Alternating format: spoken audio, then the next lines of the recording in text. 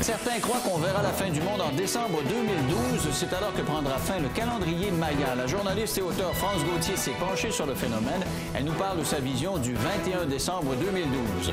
Elle est toute jeune et menue, mais Marie-Laurence Paquin est une dure. Elle pratique le métier de cascadeuse depuis quelques années. Elle nous parle de ses exploits et de son entraînement.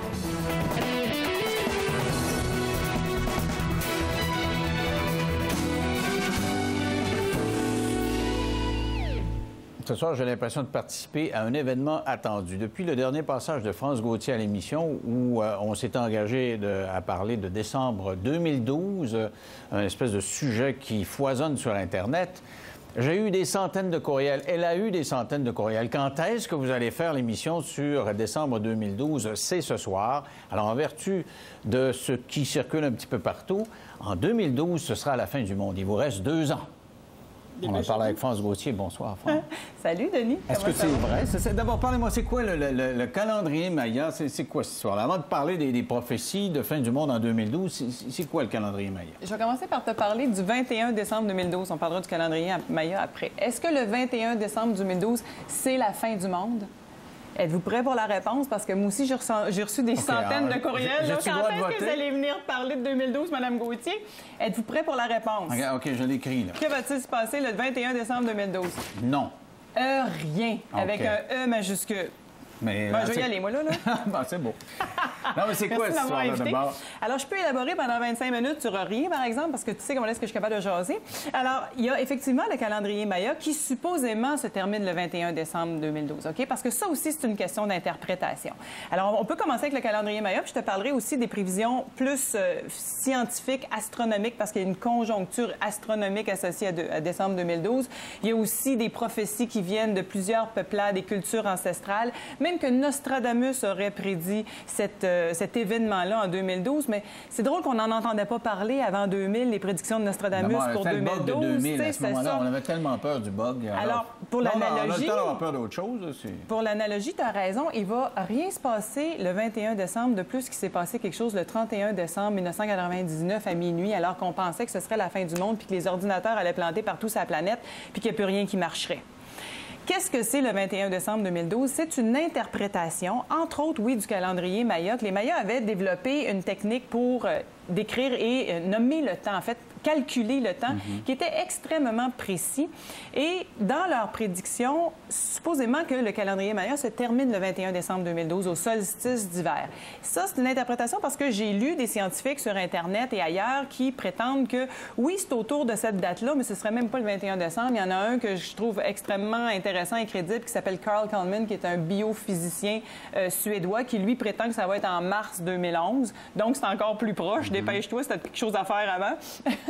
Et ce que lui explique, puis je trouve que c'est ça qui est le plus intéressant, parce que si tu vas sur Internet, là, puis que tu tapes « Fin du monde 2012 », là, tout est écrit et son contraire. Hein? Que la Terre va arrêter de tourner, qu'elle va se mettre à spinner de l'autre bord.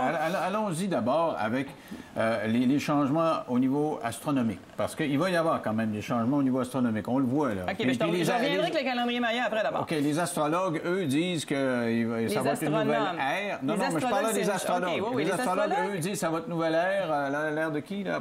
C'est l'ère du Verseau qui s'en vient. Alors ça, c'est un fait, entre guillemets. C'est-à-dire que on arrive à la fin d'un...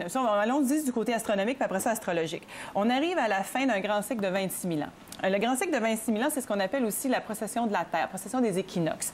Donc, ça prend 26 000 ans à toutes les constellations à faire le tour. Hein? Alors, pendant 2000 ans, on était dans l'ère du Poisson, puis là, on bouge et on revient 26 000 ans plus tard à l'ère du Verseau. Et il paraît qu'il va y avoir plus de paix, plus de compréhension. C'est ce que les astrologues disent, j'ai lu. Oui, ça, c'est effectivement les prédictions, non seulement des astrologues, mais aussi de tous les channels sur la planète et de tous les gens qui ont une vision, je te dirais, plus spirituelle. Puis ça, on va y revenir après, parce que là, on va y aller du côté plus scientifique. Alors, effectivement, il y a un événement astronomique, mais encore là, c'est une question d'interprétation.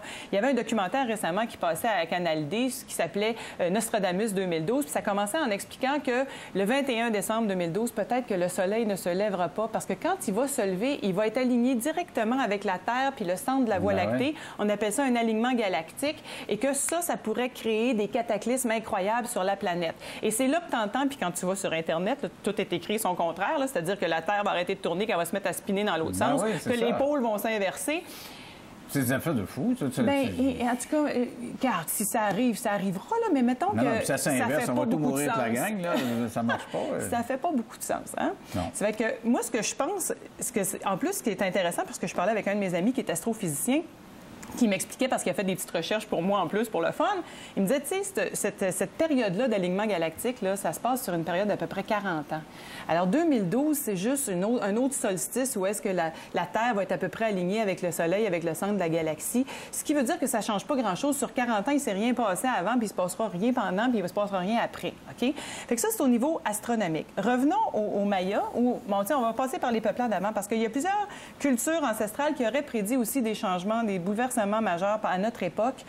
Entre autres, certains dessins ou hiéroglyphes qu'on aurait trouvés dans les pyramides d'Égypte. Donc, les Égyptiens de l'Égypte ancienne auraient prédit des bouleversements à notre époque. Oui, les Mayas et même Nostradamus. Nostradamus, écoute, ça m'a fait rire quand j'ai vu ça parce que il aurait trouvé récemment le livre perdu de Nostradamus qui explique qu'effectivement, il y a des grands bouleversements qui s'en viennent à notre époque. Mais il ne l'avait pas trouvé avant, puis ça encore là, c'est une interprétation. Puis tu sais comme moi qu'on peut faire dire n'importe quoi au fameux quatrain de Nostradamus. Là. Ben ouais. Tout le monde les a interprétés. C'est tellement nébuleux que... Bon. C'est tellement nébuleux que finalement, on ne le sait pas trop. Alors, je reviens au Maya parce que, et à mon scientifique, parce que j'ai vu plein de choses, j'ai lu plein de choses. Et puis, ce qu'on me le demande souvent et que, bon, je donne des conférences beaucoup de ce temps-là parce qu'on me le demande, fait que je vais répondre aux questions des gens.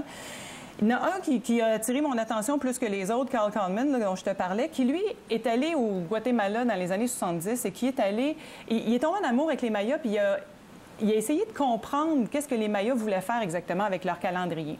Et c'est lui qui a dégagé, à travers différentes études analytiques, là, que, entre autres, tu vas voir, puis on a un schéma de la fameuse pyramide de Chichén Itzá au Mexique, qui est une pyramide qui a 9 étages. Et ce que Carl Kahneman explique, c'est que finalement, le calendrier Maya explique des niveaux de conscience qui changent sur la planète de période en période jusqu'au 9e niveau de conscience qui va arriver autour de 2012.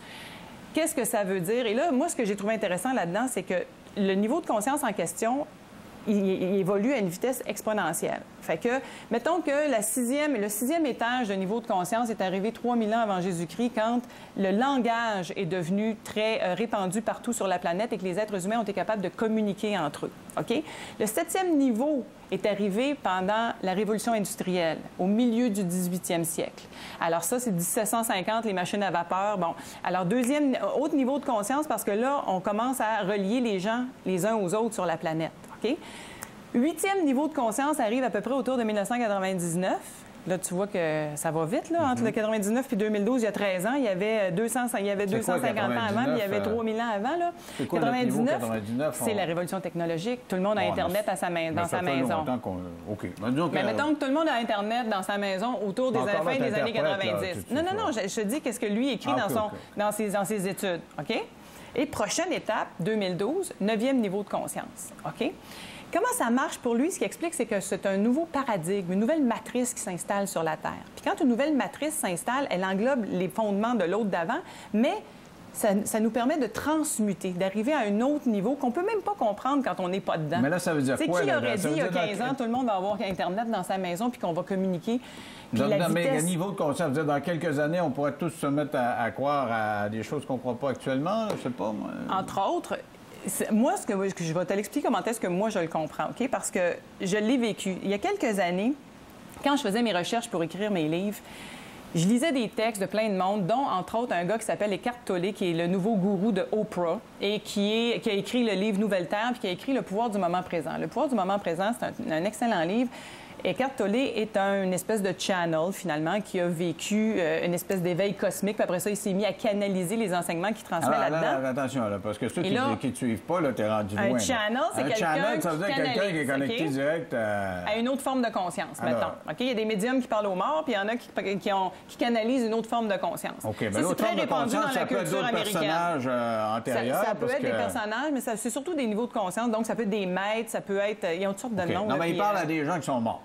Non, c'est pas des morts. C'est vraiment là, soit des maîtres ou un niveau de conscience plus élevé qu'une personne décédée. Non, mais ton ami, là, le Saint-Germain, qui est venu ici, là. C'est un maître qui canalise. Pierre Lessard. Pierre Lessard, il canalise un maître. Il parle à Saint-Germain.